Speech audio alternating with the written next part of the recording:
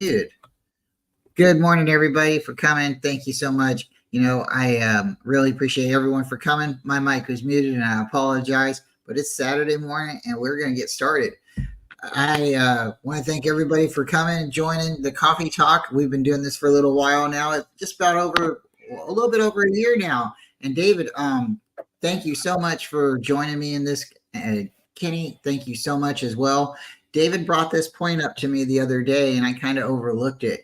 David, what were you telling me about my video count? Well, this is video 200, buddy. For you. Yes. 200. So what that means is I've gotten on this and talked about 200 times in 200 different ways about something that I am very, very passionate about, or something that I'm trying to have, maybe a little bit of fun with. I've gained some friends, and I've learned a little bit of things. It's almost like a reading rainbow, kind of thing. It's like it's in a book. Take a look. Well, I'm kind of on screen, and it's because I've taken a look in a book, and I've had the passion that I've had, that I've been comfortable to get to where I'm at now. And I just want to say thank you guys both, because 200 videos is definitely something. So if you're bored and you want to watch something and nothing else, you want to see maybe my growth, David's been there along the way as well. We've had Corey, and Corey will always be with us. Kenny's been in many videos with us now, and every one of us started a channel, and I'm looking forward to just going on forward. And just, it's almost now like Star Trek, like how far can we go? It's like a new generation, right? So the next generation. Well, along the way, people get friendships and stuff like that, and they get things are gifted to you, So let me start out by showing everybody. I think I've done this more than once. I am a special teams guy, right? So this is a Mitch Wishnowski official, right? No nameplate, right? But this is his jersey from practice. You look just like him. And thank you. Without the hair, right? So what's really cool is sometimes people give you stuff when they find out that you're a fan of stuff, and sometimes you just get lucky, right? Well, this was a gift from my wife's aunt, and hey, shout out to her. She's amazing lady. Well, what's neat about this is number 6, and somebody asked Mitch Wishnowski if they would change numbers, jerseys, and so he did. Well, he switched to 18, and then it's happened again. He switched to 3. So if you guys have not had a chance yet to run out and get your Mitch Wishnowski jersey, make sure you go and get one. And I'm not saying this is mine yet. This is mine. Okay? So they're not cutting me. They're not trading me. Mitch is not taking my number from me. If he wants to race, we will race. I will race. Well, I'm telling you the truth. Hey, It's a kickoff. It's a kickoff. Right? Yeah, it's a kickoff, right? And speaking of that, so Mitch Wishnowski has scored 2 points for the 49ers since coming to the team. He's been a key factor. You could say he's been one heck of a leg of a guy. He's put his leg into it, totally stepped into it. And if you guys didn't know, Mitch Wishnowski is an Australian. So that's why I said the Aussie thing. A lot of people, if it's a down under kind of joke. So Mitch Wishnowski, great guy. He comes to the 49ers, not quite right away, right? He moves to California. He played for Santa Clara Barbara. He was there in college for about 2 years, and then he went to. Hey, David, a college team by the Utes? Yes, the University of Utah. I occasionally go to a game. I'm a fan. So this guy, Mitch Wishnowski, makes his way to Utah, and he's their kicker, their punter for 4 years. All right, so we got 2 years experience in junior, JC.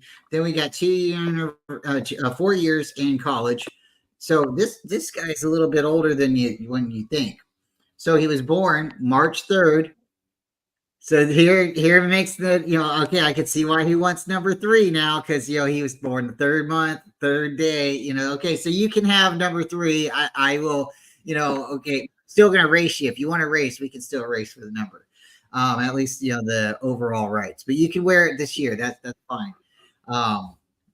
I totally get that respect. That's just super awesome. So 1992 is his birthday, and yeah, I'm thinking this guy is gonna, he's really gonna make a difference for us. He's been here for a while already. So just to break it down, he's had 288 punts. His punting yards that he's accumulated has been 13,148 yards. That's a bunch of numbers, right? His punting average when he goes to punt is about 45.7 when he goes to kick. So every time he kicks the ball, we're getting almost a 50-yard swing. That's pretty good when your defense can, get them maybe a 3 and out. Then, if their kicker can't at least punt 40 yards, then we're gaining some yardage, maybe possibly, right? That's the idea. No fair catches, right? We want some dogs out there. We want some people to, actually run. His longest punt's been 74 yards, and he's one of those guys. He's good in the inside the 20. He's great. And what do you want? What do you mean by that, right? Well, the idea is to punt the ball and get it into the 20. If you can get it into the 20 yards and back into the end zone, that's like the red zone area, right? Well, when you're a punter, that's the sweet spot. That's where you want the ball. You don't want it in the end zone, because if it goes in the end zone, touchback. So we have Mitch Wishnowski with a great 127 yards, 127 times getting it inside the 20. So let's go. All right. So now this is where the numbers things gets funny, and it gets really funny. So he was drafted in 2019 in round 4. Pick 110. So when you take a punter at round 4, people are like, we could have taken somebody else. And we always need offensive linemen, right? Everybody every year always screams offensive linemen, right? Protect the quarterback. They don't remember that somebody has to kick the ball every once in a while. Maybe somebody has to snap the ball. Somebody has to block. Yes, offensive lineman block. Maybe you could get a tight end that can block. There's a lot of answers to that. But when you take a 4th rounder, and, some people, we could have taken a quarterback.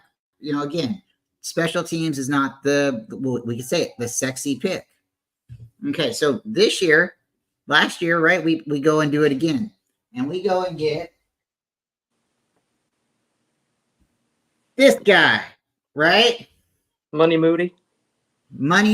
And the reason that's interesting about him is we go and we pick him up in the 3rd round. Mitch Wishnowski is now number 3. And we picked up Mitch Wishnowski in the 4th round, pick 110. We pick up Jake Moody. And yes, he's wearing a number 4. We pick him up in the 3rd round. So it's almost like Jake Moody and Mitch Wishnowski was destined to switch and be in the positions they are. Jake Moody was picked overall 99. It's almost a 4th round pick, but it's a 3rd round. It's still in the 3rd round. So 99 and 110, that's 11. Difference in 11, right? Mitch Wishnowski first switched from 6 to 17. Now he's switched back down to number 3. Mr. Moody comes in with number 4. Mitch Wishnowski puts up 2 points in the overall career he's been with the 49ers.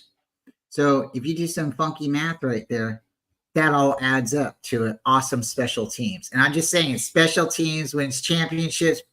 They do. Moody had a record kick in the Super Bowl for about 5 minutes. He was the man. But Mitch Wishnowski, he's switching to number 3, and I can't be happier. I think that's a good number for him. So what's your guys' thoughts on Mitch Wishnowski overall? Are you guys a fan of him? Did the 4th round pick, maybe the grade at the time? I don't have the grades right now, but I don't know if we were highly graded for that or not. But I think overall, taking him in the 4th round, 5th round, 6th round, I think he's a good player. So let's start with Kenny, and then we're going to get David. What do you think about Mitch Wishnowski, Kenny? He is probably the best punter that I remember. Do you remember a better punter than Mitch? Maybe not better punter, but the longevity overall, when you have a player on the team that's been there for a longer time, people become fans of them. So like somebody like Andy Lee, Bradley Pinion, those are older punters that we recently had, and I would say both of them were decent at different things. One was really good at kicking the ball out of bounds, so yeah. We didn't draft Andy though. Did we draft Andy Lee? I believe we did draft Andy Lee. Oh wow, that's not bad. Yeah, I'll double check that. David, what's your thought? For me, I have minimum requirement for my kicker. He needs to have 2 legs. Beyond that, I guess maybe at least 1 arm so he can, punt it. But 2 legs, 1 arm, and you can punt on my team. That's all I need. You bring up a fun and interesting point. You don't have to have a full foot to be a kicker. We know that because you've been a kicker. So that's not an insult thing. You're a solid kicker. I have all my toes. I have all my toes. Kicker. I know wasn't there a kicker who had no toes and he was really good? That's what I'm getting at. There was a kicker that had a block almost as a foot. He had an amputation or like a little knob at the end, like little fist, little foot fist, the foot fist way. But I have you guys know I have all my toes. So that's a positive and a plus. David, what's your thoughts on Mr. Mitch Wishnowski? He's one of the best punters in the league. I honestly believe he's a Pro Bowl snub. And when it comes to draft grades, I actually looked at it. Forbes gave us a B. This is back after the draft, not years later. Everyone else gave us C. So that was, opinion. In my opinion, he was a great value in the 4th round, and he's obviously stuck with the team, right? Yeah. His job is pivotal. His job is pivotal, though. It's about field position. You have a defense like what we tend to field. You need to get the other team backed up as far as you can to give that defense time, yards to operate, right? And at the same time, when the defense is on fire, you're able to back the other team up. That puts our offense in an excellent position to move the ball down the field with a short field. So he does. He has a pivotal job. A lot of people are like, oh, it's just the punter. If the punter only kicks at 30 yards, the other team's going to have a short field every time, folks. So Mitch is really good at, the banana kick and the odd kicks. So sometimes the punter has issues fielding it, right? And that's just the stuff that he does, and it's great to see out of a punter. I'm also a big Andy Lee fan. He was at one point he was our only Pro Bowler. Wasn't he also an Eagle? Isn't he also an Eagle? He's played around the league now that he left us. He's been around. And I believe he was with us until he with us until we picked Andy or Mitch Wishnowski? He was hanging around the locker room. No. No. So Andy Lee was drafted by us in 2004, and he played with us till 2014. Then he became a Cleveland Brown, a Carolina Panther. So he went from the Browns in 15 to Panthers in 16.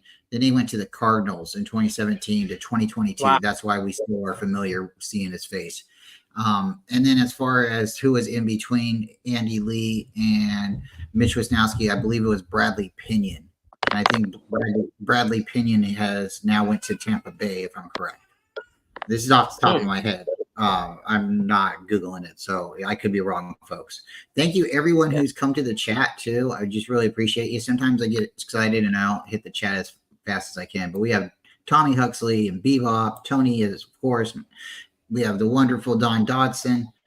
We got Kenny up in here, and we appreciate y'all. Hey, we got Ty Austin. What's going on, Ty?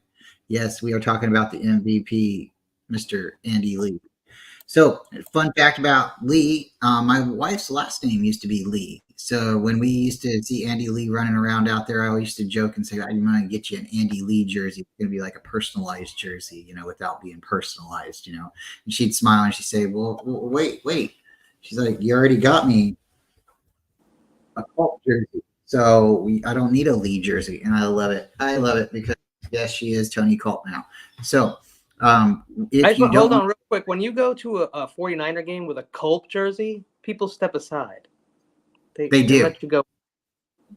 They do. They respect the name. It's awesome. It really truly is, because they walk up to you and they look at your jersey and they're trying to figure out who you are, and then when they recognize the nameplate, there's that moment. There's definitely a moment. That quick fear and then respect. No, I'm just. Well, hey, so okay. So the last 20 years, we've had 3 punters, 3 long snappers, because you know how long Brian Jennings was around. Yeah, Mr. 49er. Right? Yeah. I mean, that's kind of, you know, that's players sustaining their positions is what that is, right? If only we could, you know, be like that with all the other positions. You know, it used to be kind of like that, David. It used to kind of be like that before, you know, there was a bunch of people jumping around. Maybe it's because traveling has made it easier and, you know, being able to just pick up and move to a different location. But there used to be a lot more, I don't know, hometown feel, you know, like I'm from here, I'm playing here, I'm locked into here. But do you like it a little bit better? Maybe this gives us an opportunity to get rid of players that maybe we should get rid of right away. But then I'd rather extend the roster than get rid of players. And that's true. That's true. But you can't keep everybody because of how free agency drives the price up and people overpay, right? Yeah. And when it comes to Andy Lee, the things I remember most is when a punt returner would actually start to get through, and then there's Andy Lee to act like a brick wall or bulldozer and just smashes the dude. And it was like, it was insane. The guy hit like a linebacker, you know? So it was like, those punt returners, do you really want to break through the line? Hey, was Andy Lee American, or was he also born overseas? Oh, right. Andy Lee was American. Yeah, he's homegrown. Back in, I want to say he's back in Pittsburgh. That's where we let's see. South Carolina. He was born in South Carolina. He's born in August, so that's really cool. He's a Leo. I named him Andy. So, and he interesting with him, he was a 2004 pick, but he was a 6th round pick. He was pick 188. So people don't get mad. They don't get mad when you take a punter or a kicker late in the rounds or an undrafted pick, a punter or kicker, because sometimes players don't work out. So when you take a player and, you know, it's a position like, you know, a kicker or a punter and they don't work out, then people always point back and they're like, yeah, remember that one guy, you know, he didn't, that's why you don't do it. And they always, you know, but they don't remember the reason why you do it. Like somebody like Janikowski, you know, I tell you what, that was probably the one thing that Al Davis did right late in his career with the Raiders, because I don't think picking Jamarcus Russell was it. No, I mean, he was supposed to be like Caleb Williams, right? Wasn't he like Caleb, an automatic? Yeah, Jamarcus Russell could like throw the football over the stadium. The guy could throw it, you know, on one knee. You know, he was the man. He was the next football god. He got messed up into, maybe they paid him too quickly, and you know he got too much guaranteed money too fast. And I think that's probably the problem here is you know the guaranteed money. And I think because of him, that's why they changed the way these rookie players are getting paid now. I think that was just entirely too much money for a young man. But Jamarcus Russell, I was really excited when the Raiders did take him. I was like, wow, this guy's got a lot of talent. But then when you started seeing him play, you're scratching your head. And then when you started finding out, you know, it's always after the fact, but when you find out later that he wasn't practicing very well or watching tape, you start thinking, well, how locked in are you? And not everybody has an opportunity to, you know, go out there and play. And so for somebody like Mitch Wishnowski, who's not a Native American, you know, he's somebody who's from a different country, who's come in and made a dream come true.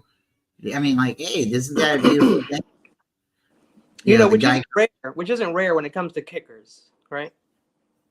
No, I mean, you got kickers from all different parts of the world, of yes, but just the idea of just a player coming in from a different, different country and making a NFL team and being a significant player too, a key position, so shout out Ozzy, and I hope he gets the opportunity to try to sneak a punt again.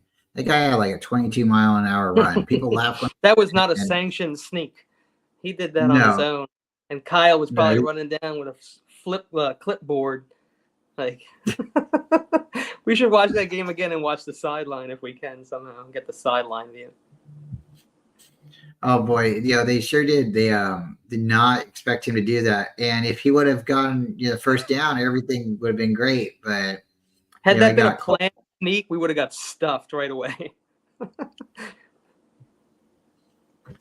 so I'm looking at it as it's really draft what you need and don't necessarily worry about the rankings. If a good player comes to you, that's how I would recommend drafting or building a team, is always going best player available. Because if we can you get start best player available and match it up with a position that we really need, that's fantastic. That's really what we want. What we don't want is to be seeing a bunch of guys at a position that we can use, but we don't need. It's not a top priority. That's the tough decision, because do you get him because he's quality at that position, or do you pass up because you need something else? Well, my idea, if you're building a team from scratch and you start out with best player available and you keep going best player available throughout that draft, then you can check off that so many players, right? We got the best of that ability. Then the following draft, you can do it again. If you can upgrade a player or add to another player and make a Batman and Robin out there, like Patrick Willis and Navarro Bowman, and you do that. But with us currently with the 49ers, we don't have it necessarily a need. So you draft best player available because we've established it as well. We hope the player gets on the field and gets some playing time, but most likely they're going to get red shirted, right? And it's no pun intended, right? Or there is a pun intended. You guys can figure that out. But the red shirt, they're not going to play. They're not going to play. So if you do get best player available and they sit for a year, it's not like they're going to get any worse. They're going to get practice time. They're going to get experience on the sidelines. They're not going to play. They're just not going to get game experience. And maybe that's a good thing too, because when they come out the next year, they'll have a little bit more.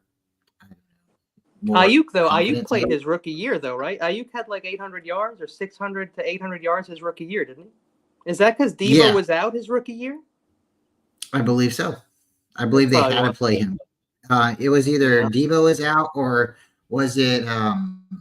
We had Kittle out, and we had Jordan Reed step in, and then they. Well, we know that too, right? I mean, Ayuk does his best when he gets the chance. Usually, he's third, fourth option. When Debo goes down, Kittle's down, somebody's hurt like that, and he can play, he produces. Did we still have Goodwin when we got Ayuk?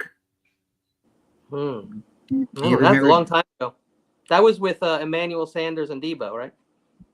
Goodwin was on the 2019 season. Was he on the 2020 season, or did he leave? I doubt it. That was the COVID year. We had Kendrick Bourne. I think we had Kendrick Bourne, but we didn't have Goodwin. Goodwin was with us in 2019, but he wasn't on the 2020 team. Yeah. I think after we didn't go to the Super Bowl, I don't think we brought him back. Well, sitting rookies, though. You sit them for a year. Yes, they learn the system. Yes, they get to practice.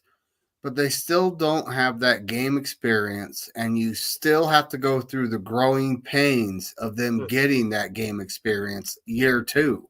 Yeah. You need it in real time. Essentially, when it comes to developing a player, you're actually putting them a year behind sitting them for a year. Yeah.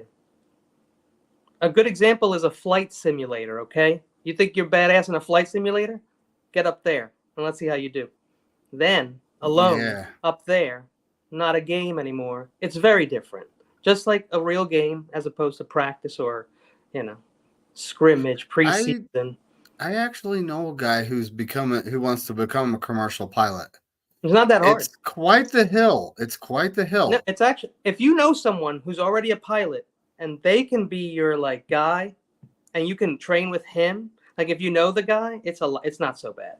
It's when you don't know anything about it. You're starting out. You don't know anybody, and you're not really very welcome there. To be honest with you, it's kind of like cliquey with the pilots. That's exactly it. You have to go through flight school, and they're not going to let you fly a commercial airliner or aircraft right off the bat. Commercial, yeah. You have to start in the bush planes, is what they're called. You know, the single engine prop planes. You have to start there. You have to find a job, and you have to log so many hours, and you have to work your way up to that size of plane. It's quite the hill you have to climb to actually get there. If you're an Air Force pilot and you've been trained to fly those type of aircraft, chances are you can step right into the commercial world, but they're going to have you fly the smaller aircraft, and you still have to work your way up to that Boeing 787. You know. Yeah. I'm talking little. Shout out to Boeing. Y'all need to fix some problems. Cessnas, quick flights to Mexico and Florida. You know, things like that. Well, there's this other aircraft company called Airbus, and they don't have problems. So, you know. There's a lot of pilots out there that also are not working, and you can like literally hire your own pilot for pretty cheap right now. There's an abundance of pilots looking for jobs.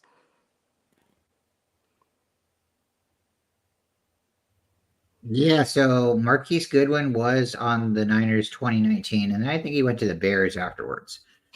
But he was a good player. But he's really fast, but I don't know. I think he was having some problems.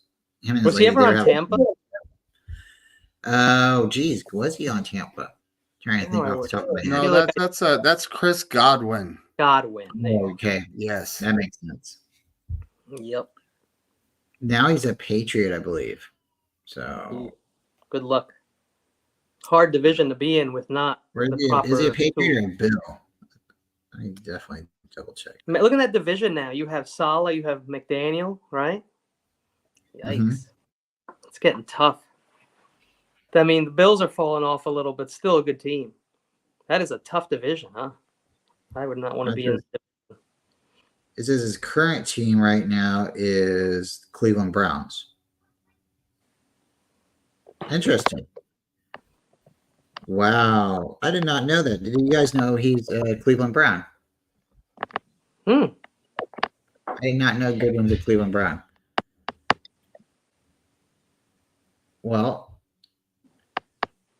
shout out to Kevin Colt for coming through. It is a beautiful morning. And Steve-O, thank you for coming through. And everyone else, we appreciate you guys. Yeah, I just wanted to jump on, talk a little bit about Mitch Wishnowski. I think it's pretty neat that he's changed his number again. Now it makes sense. He did it the first time because somebody asked him to. He did it again because somebody asked him to. But this time, I think he finally came around full circle and got the number he wanted. He's made statements that the numbers don't really matter. You know, he just wants to be part of the team. And I think that's what matters. So again, you can't have my number. You can borrow it. I am not going to be so upset that you're wearing it. You wear it with pride. You know, don't let me down. Don't do anything out there that, you get shamed of the number. We don't want to turn number 3 into number 10. Number 10 should just not be retired. It just needs to be like, we don't need to talk about the number 10. Like if you're a 49er, you kind of just need to just step away from, they hand you the 10. You're like, you got another jersey. They're like, nope. You're like, okay, well, I'm gonna try the next team down the road. I think there's 2 more teams in California. I'm gonna call them and see, because number 10 is just not gonna. Well, Ronnie Bell. Why did Ronnie Bell take that number? Was it significant to him? Is that one? Ronnie Bell, he took Isn't he number 10 now? He was number 3 in college, so I think he took number 10 because Ray there wasn't a 3, and Mitch probably got priority on the number. Well, Mitch Wishnowski. He changed to 18 back when Mohamed Sanu was on the team. Yeah, but didn't he take 3? So even if Ronnie Bell wanted 3, he wasn't going to get it. Okay, I see what you're saying. Yeah. Yeah. Probably had waiver priority on a jersey number. Maybe Ronnie Bell is like, I'll race you, and Mitch Wishnowski's 22-mile-an-hour run beat him out. You never know. Mitch probably just said some funny stuff while they were all drunk, and he's like, "All right, you could have the number." You can have the number. You can have it. You're all right, mate. You're all right, mate. Put another shrimp on the barbie. Let's not insult Australians. Let's not break them down to Foster's beer and shrimp on the barbie. Well, shout out to everybody again for coming. David, would you like to tell everybody what you got planned for tonight for your draft show? And yeah, let's go ahead and get out of here. Have a quick morning show. 200th episode, folks. Couldn't have done it without you. I would do it without you. It's just nicer to have you here. It's nicer to be able to talk to, an audience, but it's also nice to have friends like you guys as well. And yeah, I mean, whether there's one person or nobody watching, it's you got to keep doing it, because the more and more you do it, the more comfortable you get. You might have a great show and nobody watches it. Well, that one person who does watch it, hey, they're gonna see what you put out, right? And as long as you're having fun, that's all that matters. It's kind of like going out there and playing basketball. If you go out there, you're probably not going to make every shot. But if you keep going out there and trying, you might get the ball up to the rim a couple times. You got to keep building that muscle memory. Keep working out, keep doing it. So don't give up, folks.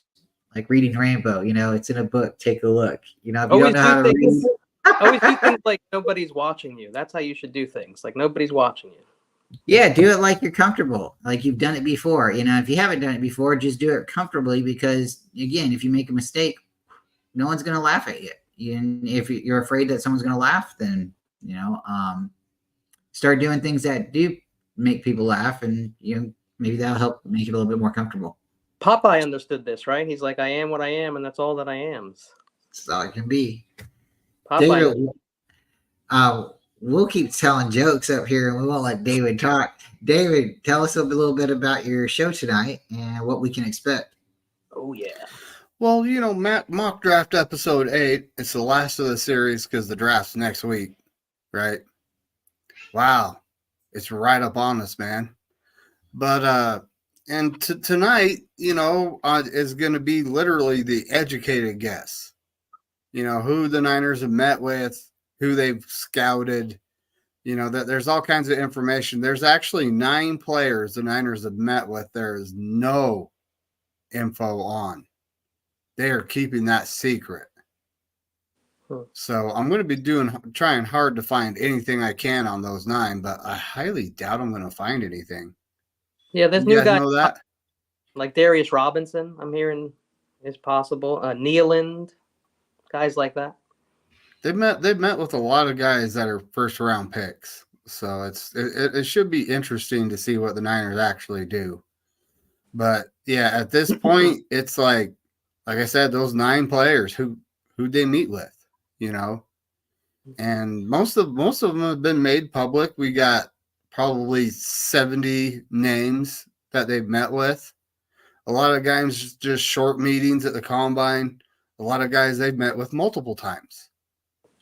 And, the multiple times, that just shows that they're very interested in that player. At what round? I don't know what the Niners have these guys graded at. Nobody does, right? But, again, who are these 9 guys? Right? Who are these 9 guys? The curiosity is killing me. Who have they met with on the side, off the books, in the backwoods, the Appalachians or whatever they did, right? Yeah. It's kind of nuts. Well, I saw some people today talking. I don't know if it was today. They were doing a show this morning, which I doubt because it started pretty early. It may have been yesterday's show. I'm not going to say who it was, but they were saying that, we could get the right pick or move. We could possibly get a lower pick by trading, or if somebody falls to us who's a wide receiver and they have the trust in them to take over for Ayuk, that they would still maybe trade Ayuk after drafting that wide receiver on draft day. I've heard that rumor going around. The rumors will fly. Like I said yesterday, the speculation train has got no brakes. Right now it's moving pretty fast, so don't get in the way. Speed.